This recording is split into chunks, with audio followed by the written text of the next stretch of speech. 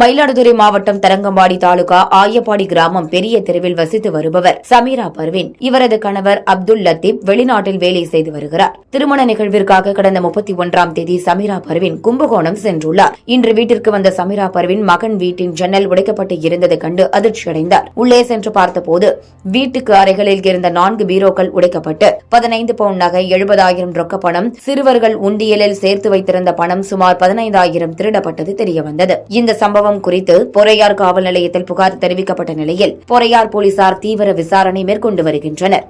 வந்து பாத்தீங்கன்னா இந்த மாதிரி குளிச்சுட்டு எல்லாத்தையும் வச்சுட்டு கிளம்பிட்டேன். என் தம்பி வந்து நோட் எடுத்துவாங்க.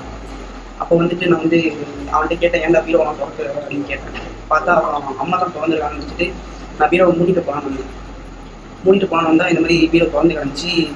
அப்புறம் அந்த பீரோ போய் பார்த்தா அதுவும் உடஞ்சி கிடந்துச்சு. நான் வந்து உடனே வீட்டுக்கு போய் சொன்னேன் இந்த மாதிரி. அப்புறம் வீட்டுக்கு வந்தாங்க. வந்து இந்த மாதிரிலாம் பார்த்தாங்க. எந்த வழி வந்தாங்க எனக்கு தெரியல. நான் உடனே மாடியில் போய் பார்த்தேன். என்ன செய்யணும் பார்த்தா யாரும் நானும் வந்ததுக்கான அடையாளம் இல்லை.